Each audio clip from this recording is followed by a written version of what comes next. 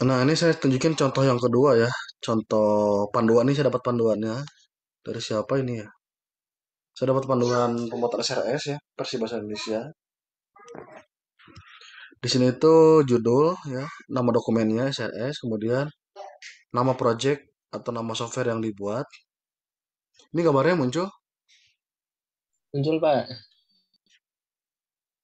Kemudian di sini yang bagian awalnya itu pendahuluan ya. Pendahuluan itu biasa ada latar belakang. Latar belakang diisi dengan yang melatar belakangi pembangunan software, misalnya apa namanya, deskripsi tentang perusahaannya, kemudian yang apa yang diminta oleh perusahaan atau klien tersebut itu bisa dimasukkan ke latar belakang. Kemudian alasan pengembangan software. Nah, misalnya masalah apa yang terjadi di klien kita sehingga software ini harus dibangun untuk memecahkan masalah tersebut. Jadi dua pendekatan biasanya di latar belakang itu. Pertama kita harus melihat dulu bahwa adanya ke sebuah intinya ada cerita ya, ada cerita kenapa perusahaan tersebut memanggil kita gitu atau membutuhkan kita atau klien tersebut kontak sama kita kenapa? Ada alasannya pasti. Kemudian lihat masalahnya. Apa masalah yang terjadi? Ya, kemudian solusi yang kita tawarkan. Nah, itu di latar belakang. Solusi itu tentu harus berupa software ya. Kalau solusinya hardware itu belum bisa masuk ke SRS. Tentu solusinya berupa bukan solusinya berupa software sih. Masalahnya harus dipecahkan secara software. Kalau masalahnya dipecahkan secara bukan software ya itu tidak melatar belakangi SRS ya. Kemudian tujuan tujuan diisi dengan nama perusahaan ya. Saya ulang sekali lagi bahwa SRS itu adalah bisa dikatakan oleh software requirement specification, kadang juga bisa disebut dengan sistem requirement specification. Keduanya sama-sama penting ya. Sama-sama artinya lah. Jadi ini dokumen ini untuk panduan terhadap developer biasanya. Ada developer atau tim yang terlibat di dalam fase implementasi. Bisa developer di sana, bisa security engineer di sana dan seterusnya. Nah, banyak sekali variannya. Yang jelas intinya si SRS ini memberikan gambaran terhadap spesifikasi apa yang dibutuhkan software, baik itu spesifikasi utama maupun spesifikasi pendukung. Nah, kemudian tujuannya. Tujuannya ini adalah tujuan klien kita membangun software itu apa.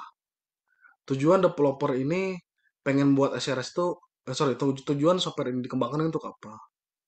Kemudian terakhir adalah tujuan SRS-nya sendiri gitu ya. Untuk apa SRS-nya? Kadang-kadang gini, kadang klien itu meminta kita, kadang si klien itu dia berproses ya, dia berfase.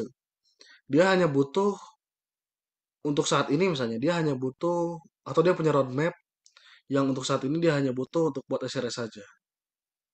Murni SRS, tujuannya SRS. Nanti mungkin dia akan kembangkan softwarenya tahun depan misalnya, atau ketika budget sudah ada. Atau bisa jadi si SRS ini menggambarkan kesiapan. Kesiapan teknis maupun kesiapan finansial proyek ini dijalankan. Bisa jadi seperti itu. Jadi tidak mesti SRS ini langsung dilanjutkan oleh pengembangan sistem, tidak. Bisa jadi SRS ini dokumen akhir sebenarnya. Dokumen akhir di dalam kurun waktu yang ditetapkan oleh user. Saya pengen buat tahun ini, saya pengen buat SRS misalnya. Tahun depan saya pengen buat aplikasinya, tahun depan saya kembangkan lagi dan seterusnya. Jangan berpikir bahwa SRS ini akan dilanjutkan selalu dilanjutkan ke pengembangan, enggak juga sebenarnya. Bisa jadi gini, tahun pertama saya bikin SRS, tahun kedua saya kembangkan lagi SRS-nya, tahun ketiga saya kembangkan lagi SRS-nya, tahun keempat baru saya bikin aplikasi. Bisa seperti itu. Itu arahnya, itu sangat luas ya SRS itu. Kemudian ruang lingkup ya. Ruang lingkup ini biasanya berbicara tentang batasan. Software yang dibangun memiliki beberapa jenis user. Nah, apabila ini contoh ya, apabila banyak user, maka spesifikasikan siapa saja yang menjadi usernya. Ya, di ruang lingkup kita bicara tentang salah satunya user ya. Kemudian berikutnya, komputer yang digunakan hanya single komputer atau banyak komputer. Nah, yang banyak komputer itu jaringan atau client server. atau web based gitu ya. Jadi nanti tipikal arsitektur penggunanya juga digambarkan di ruang lingkup. Kemudian software yang dibangun berbasis web atau desktop. Jadi ini juga digambarkan. Siapa saja yang terlibat dalam pembuatan software yang akan dibangun. Nah, di ruang lingkup juga dijelaskan. Nanti kemungkinannya stakeholdernya siapa saja. Siapa namanya? Unang kalau mau nanya langsung di ini aja ya. Ya, Pak. Dan lain-lain. Nah, ruang lingkup ini secara umum sebetulnya. Jadi batasan secara umum. Karena tidak mungkin sebuah sistem ini tidak terbatas itu tidak mungkin. Sistem itu pasti terbatas. Nah, batasan masalah lebih spesifik lagi ini adalah bordernya ya, boundary-nya. Batasan masalah diisi dengan, nah biasanya software yang dibangun tidak melakukan ini dan ini. Tuh, biasanya itu. Software hanya sampai sini. Tidak ini, biasanya seperti itu.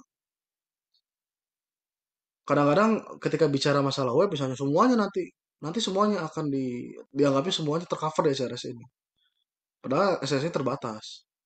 Kasih tahu batasnya apa. Oh, misalnya gini, si SRS ini hanya menyangkut tentang sistem front end dan back end, misalnya seperti itu. Sedangkan kebutuhan lain seperti microservice dan lain-lainnya itu tidak dibicarakan di sini, gitu ya. Dan maka mungkin saja SRS ini juga akan berkembang. Jadi bisa seperti yang saya bilang tadi, SRS itu bisa jadi ada SRS tahap 1, SRS tahap 2, dan seterusnya. Kemudian nama software. Nama software ini diisi dengan nama software berikut singkatannya apabila ada misalnya sistem informasi penjualan mobil, SIPM. Nama software ditentukan di sini, nama nama nama panggungnya biasanya itu.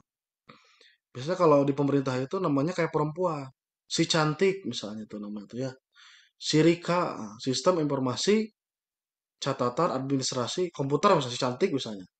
Atau si Rika sistem informasi perencanaan keuangan administrasi si Rika namanya gitu ya.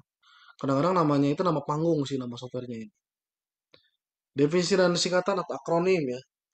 Definisi ini adalah istilah-istilah yang digunakan dalam dokumen SRS. Definisi dari istilah diuraikan dalam bahasa yang sederhana yang bisa dimengerti oleh klien. Contohnya, ya, definisi sederhana bagi kita. Ini mau dikoreksi. Definisi sederhana bagi kita. Mungkin bisa jadi rumit bagi klien. Artinya istilah-istilah yang mungkin tidak biasa didengar oleh klien. Jadi dituangkan. Kalau istilah yang sudah jelas, software misalnya nggak perlu lagi dijelasin kan gitu. Ini sebenarnya nggak harus ya software nggak harus dituliskan di sini karena ini bagi klien pun ini sudah sangat familiar. Kecuali kliennya gaptek banget gitu ya, atau developernya kurang ngerti gitu. Nah, silakan. Jadi kita kita punya takaran tersendiri dalam menuliskan akronim. Atau bahasa yang udah umum, tapi kita punya interpretasi berbeda. Bahasa yang udah umum, tapi kita punya artian yang berbeda, punya maksud yang lain. Nah, itu dituliskan. Kalau bahasa umum yang sudah seperti itu, ya sudah jelas. Kayak misalnya web base gitu. Web base nggak usah jelasin lagi, semua orang udah ngerti. Pasti itu aplikasi berbasis web. Kecuali web base-nya punya artian lain gitu ya. Kita maksudkan untuk arti yang lain itu boleh gitu. Tulisnya di akronim. Jadi ada istilah, ada singkatan. Nah, singkatan kalau singkatan usahakan ditulis. Supaya apa? Supaya ketika nulis dokumen SRS-nya itu efektif, tidak berulang-ulang. Setiap kali saya menuliskan eh, software requirement specification dalam kurung SRS, terus aja diulang-ulang. Software requirement specification kan bisa disingkat kan? Itu bisa dituliskan di sini. Kalau singkatan, ya istilah yang sederhana pun tulis aja gitu. GUI ya dan lain-lain. Referensi. Nah, referensi ini diisi dengan orang-orang yang menjadi referensi dalam pembangunan software. Mereka mereka inilah yang akan ditanya dan diwawancarai terhadap pembuatan atau penyusunan dokumen ini. Jadi dalam SRS ini jelas nantinya ada si A, si B, si C-nya ini sebagai apa gitu ya. Sebenarnya ada satu lagi nanti. Ada satu lagi, satu kolom lagi. Selain dia nama dan jabatannya, dia di dokumen ini sebagai apa gitu. Nanti informasi dari beliau ini dibutuhkan sebagai apa? Akan jadi apa di dokumennya seperti itu. Ada satu kolom lagi ya. Nah, penjelasan umum di situ ada uraian singkat, tentang si aplikasi, kemudian ada fitur aplikasinya. Fitur ini sebetulnya kebutuhan fungsional ya.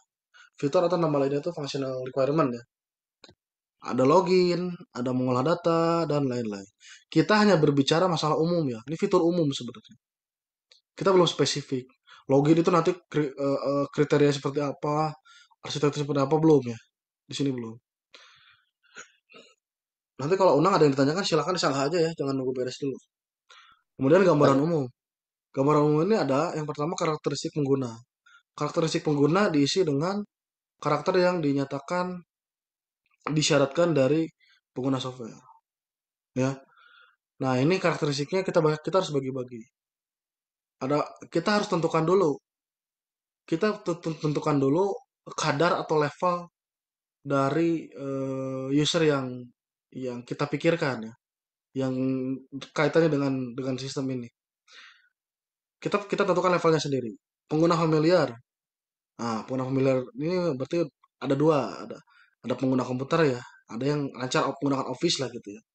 Kemudian pengguna yang memahami akuntansi, pengguna yang memahami buku besar, laporan keuangan, pengguna yang hanya karyawan. Kita tentukan sendiri level-levelnya di sini. Pengguna yang hanya bisa pakai web, ada nanti seperti itu, gitu ya. Itu karakteristik pengguna. Nah, kemudian usernya tadi, sebenarnya user sudah disinggung di ruang itu. Nah, sekarang diperjelas lagi. Super administrator itu apa? Administrator itu apa? Shell administrator itu apa? Guys itu apa? Kadangkala ini yang jadi sering ketukar itu antara super administrator dan administrator. Kadang-kadang itu 90% mahasiswa ketika skripsi itu ini salah, ini meleset ini di dalam membedakan dua jenis user ini. Apa sih bedanya antara administrator dan super administrator? Oh, bedanya super administrator itu lebih powerful daripada administrator. Dia fiturnya lebih banyak daripada administrator. Administrator bisa A B C D, super administrator bisa A B C D E F. Oh, itu salah juga. Super administrator itu yang betul itu adalah orang yang atau role yang meng-create administrator. Bukan orang yang punya fitur lebih banyak dari administrator, tidak. Super administrator tidak terlibat di dalam proses bisnis si software tersebut. Super administrator itu meng-create sebuah administrator. Sisanya administrator dan yang di bawahnya yang menjalankan sistem. Kemudian ada hak akses. Hak akses pengguna diisi dengan pengguna software beserta hak aksesnya. Hak akses pengguna atau user access management biasanya bahasa bahasa lainnya. Ada pengguna software ya, bagian IT, status hak akses. Sebetulnya sebelum hak akses pengguna itu ada kita harus membuat ini dulu ya, grup akses dulu. Jadi grup itu jadi gini, satu orang user bisa punya lebih dari satu grup. Misalnya gini, saya direktur nih. Saya punya beberapa grup nih. Yang pertama, grup saya sebagai direktur, grup saya sebagai orang finansial, grup saya sebagai marketing, grup saya sebagai ini dan seterusnya. Maka ketika ketika saya login di sistem yang modulnya finansial, saya bisa. Ketika masuk ke modulnya eh, marketing, saya bisa. Jadi di sini sebelum kita membuat pengguna, ya pengguna terhadap akses, yang lebih tepatnya adalah grup terhadap akses. Grupnya apa? Aksesnya apa? Baru nanti kita tentukan satu orang itu bisa lebih dari satu grup loh, gitu ya. Kadang-kadang di dalam sistem seperti itu. Ada grup misalnya nama grupnya itu approval. Terus ada grup pengguna, pengguna biasa. Kadang-kadang orang itu punya punya punya jabatan lebih dari satu. Dia kadang-kadang sebagai verifikator misalnya, dia kadang-kadang sebagai pengguna biasa. Makanya yang lebih tepat itu adalah grup terhadap pengguna.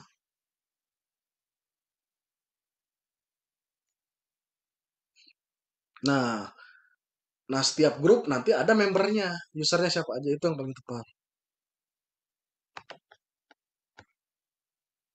Sampai sini ada pertanyaan? Tidak ada, Pak. Kemudian ketergantungan software atau software dependency ya. Ketergantungan software diisi dengan ketergantungan software terhadap supporting system. Contoh, software yang dibangun sangat tergantung dengan koneksi internet. Jadi ada dependensi yang wajib nih, ketergantungan yang wajib dipenuhi. Software itu akan berjalan dengan, nah itu ya, satu misalnya internet. Kedua misalnya, yang biasanya itu yang sering dibahas itu adalah ada nggak integrasi atau interoperabilitas dengan sistem yang lain atau dengan entitas yang lain. Oh misalnya sistem pajak ini akan berjalan dengan satu misalnya integrasi data dengan eh, administrasi kependudukan, integrasi data dengan perbankan, misalnya seperti itu. Itu biasanya di sini poinnya adalah di ketergantungan ini integrasi ya, integrasi dengan apa saja gitu. Kemudian spesifikasi software pendukung. Kalau tadi itu dependensi itu adalah intinya ketergantungannya. Kalau spesifikasi pendukung itu adalah komponen supportingnya. Nah, komponen supporting ini punya spesifikasi seperti apa? Nah, ada sistem operasi dan seterusnya. Kemudian analisis kebutuhan. Nah, analisis kebutuhan ini biasanya ada beberapa diagram. Use case diagram, activity diagram biasanya. Karena ini apa namanya masih umum ya, jadi cukup use case, activity dan kelas diagramnya itu sudah sangat cukup. Satu lagi IRD lah ya. Kalau IRD nanti di bagian data sebetulnya. Ini sebetulnya behavior sistemnya aja. Use case dan activity sebenarnya di behavior ini. Saya tidak akan jelaskan lagi use case dan activity. Cuman standarnya ya use case itu ada definisi aktor ya, kemudian definisi use case, diagramnya sendiri, dan skenario. Dari setiap satu buah use case itu punya skenario. Dan dia juga punya dependensi, prakondisi dan pasca kondisi. Dependensinya prakondisi dan extendnya adalah pasca kondisi. Dan ini biasanya pasca kondisi ini nyangkut ke use case yang lain. Pre dan pasca itu biasanya nyangkut ke atau berkaitan dengan use case yang lain.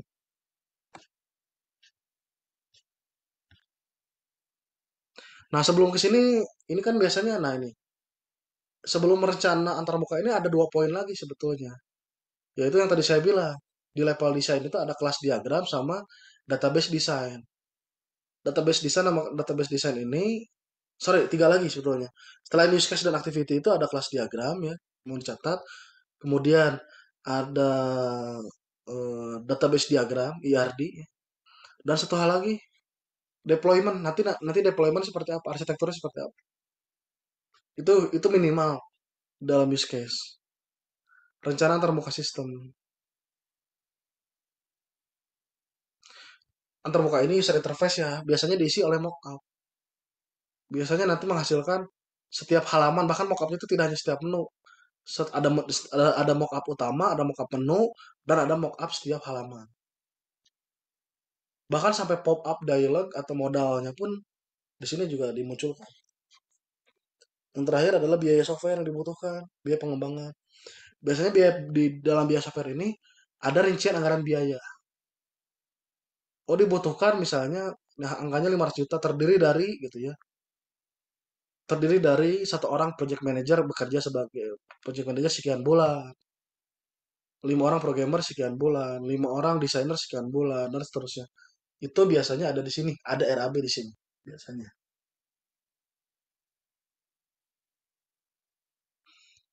Dan ini nggak wajib ya.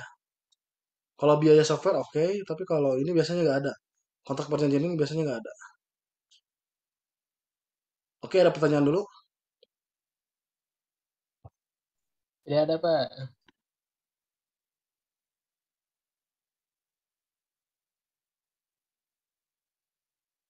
Boleh di-share itu daftar isi yang udah dibikin sama Unang. Saya mau lihat apa perbedaannya. Oh iya, Pak.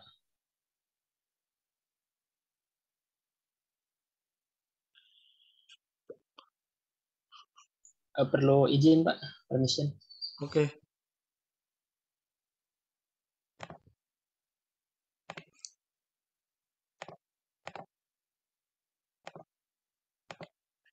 silakan.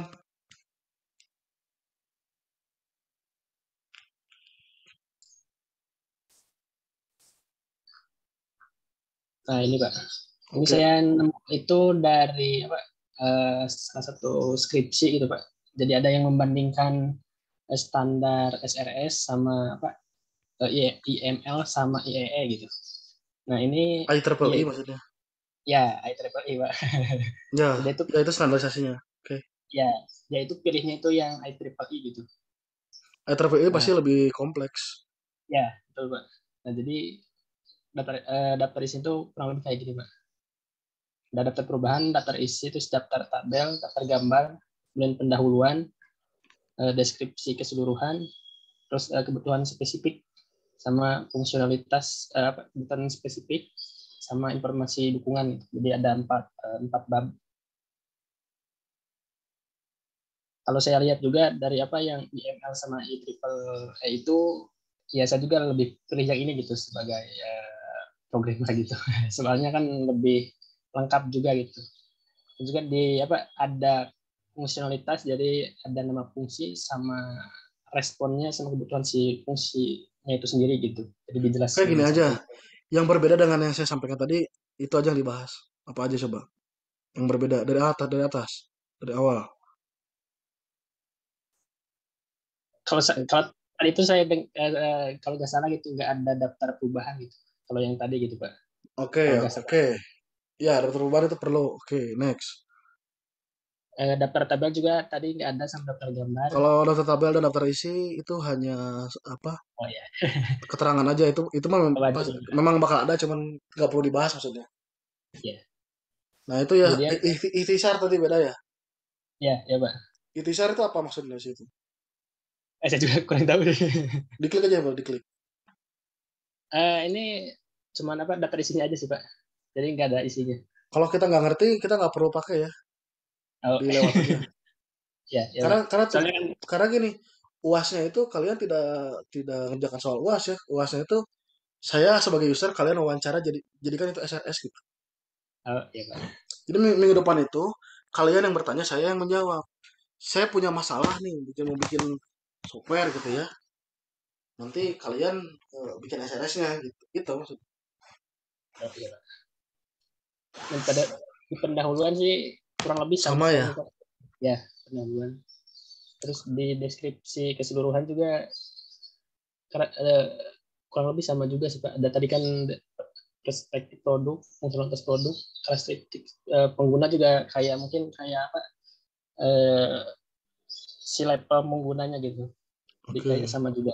Di sini juga ada batasan sama asumsi dan ketergantungan. Tadi juga kan ada apa ketergantungan si software mungkin Pak. Oke. Dan ada kebutuhan spesifik. Di sini ada kebutuhan antarmuka eksternal. Cuman yang tadi kalau nggak salah saya kurang dengar gitu kalau ini. Jadi kemungkinan nggak ada kayak yang tadi Pak. Kebutuhan Antara eksternal. muka bedanya ini kan ada eksternal. Internalnya nggak ada. Gimana Pak?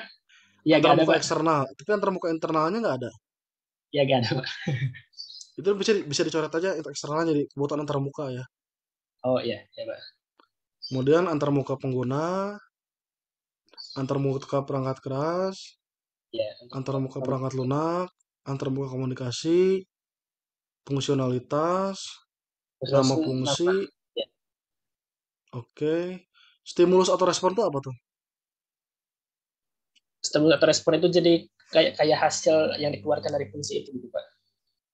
Jadi misalkan kita login menghasilkan kayak season ID gitu. Kalau dari penjelasannya sih kayak gitu Pak. Oke, oke berarti stimulus itu trigger mungkin ya bahasanya ya. Ya, ya jadi kayak mungkin trigger Triggernya sama apa, responnya apa? Oh ya, iya saya ngerti. Ya jadi itu kayak itu ya ya ya, ini kayak ini mah ini mah function maksudnya itu function. ya maksudnya Pak. Ini functionnya tuh apa nama functionnya? Oh ya karena IEEE itu teknis ya teknikal ya nama fungsi itu fungsionalitas itu dia dia tulisnya function gitu. Ya, Functionnya apa, triggernya apa, responnya apa gitu kan? ya, ya kayak gitu Pak. Nilai returnnya apa gitu kan? Ya, Kebutuhan fungsionalitas oke. Kebutuhan performa kebutuhan oke. ya. Standar kepatuhan tuh apa? Saya nggak baca kalau ini deskripsinya. Ini belum Standar dicari tahu kepatuhan gitu. tuh biasanya apa namanya tuh? Standar kepatuhan tuh kurang lebih kayak ini. Setiap setiap fungsi itu setiap fungsi itu ada SOP atau standarnya nggak atau best practice-nya nggak gitu. Oh, Biasanya seperti itu. Atau sistem yang dirancang itu ada best practice-nya nggak, ada SOP-nya nggak. Jadi memastikan yang kita bikin itu inline dengan eh, hukum dan standarisasi gitu. Jadi standar compliance itu kurang lebih seperti itu. iya Pak. Terus atribut sistem perangkat lunak. Ini atribut sistem perangkat lunak. Oke, Di sini tuh ada keandalan ini kayak yang saya jelaskan minggu skenario. kemarin ya. Keandalan, ketersediaan, keamanan, perawatan, portability, kebutuhan basis data. Oke. Di sini Informasi informasi dukungan, pelacakan kebutuhan, pelacakan kebutuhan spesifik. Terus apa lagi? sudah Pak. Tadi yang use case itu adanya di mana? Use case sama kelas Nah, diagram dan use case sama activity adanya di mana? nah itu Pak yang mau saya tanyain. Coba scroll ke atas. Kalau berdasarkan keterangannya sih katanya kebutuhan spesifik ini bisa Pak, berubah gitu sesuai kebutuhan si softwarenya gitu. Jadi kemungkinan Ya, bisa iya di bisa masuk situ. ya. Jadi kebutuhan spesifik itu tidak hanya antar muatan. Oh, di fungsional maksudnya di fungsionalitas. Yang ini berarti Pak. Sebelum nama fungsi itu dijelas itu dulu apa namanya? Ada analisa dulu. Di sini ada Oh iya. analisa dulu. Di analisa itu ada use case sama kelas. Kemudian di rancangannya ada di analisa itu ada use case sama activity. Di rancangannya tambahkan lagi itu apa namanya? Deployment sama kelas diagramnya. Udah. Oh iya, coba. Oh, tadi tadi yang data di mana? Posisi data di mana tadi? Di bawah kalau nggak salah. Yang basis data ini Pak. Kebutuhan data 3.6. 3.5-nya apa? 3.5, 3.6 Pak. Iya, 3.5-nya apa? Oh, 3.5 itu si Oh, gini atribusi saya perangkat ngerti. lunak. Tadi yang analisis itu masukkan ke poin 3.2. tiga titik Analisis itu dua ya. berarti kan isinya ada use case sama activity. Itu masuk ke 321 harusnya. tiga Nama dua satu fungsi berarti 322. Ya Pak. Nah, untuk yang kelas diagram sama deployment diagram itu masuk ke 3.7, 3.8 aja. Oh iya, baru berarti ya Pak. Iya, Siap, informasi siap Pak. dukungan. Oke, oke, oke. Nah, minggu depan itu kita punya sisa sekitar 3 pertemuan ya. Pertemuan 13, 14, 15. Itu silakan siapkan pertanyaannya. Saya akan ceramah terhadap apa yang kalian tanyakan. Jadi seolah saya usernya, kalian yang membuat SRS-nya. Iya Jadi Pak. diharapkan bisa hadir. Tapi saya akan buat rekaman juga kalau nggak hadir. Jadi jadi yang semakin semakin banyak pertanyaannya, semakin bagus pertanyaannya, maka semakin sedikit asumsinya. Kalian akan semakin jelas membuatnya gitu. Semakin sedikit pertanyaannya, semakin gak berkualitas pertanyaannya, semakin banyak asumsinya nanti di dokumen ini. Gitu ya. Jadi saya Ya anggap Pak. aja saya user yang mewakili segala bagian. Saya mewakili. Nanti saya kasih kasusnya ke depan. Ya Pak. Oke, terima kasih. Ada Ya pertanyaan? Pak. Tidak ada Pak.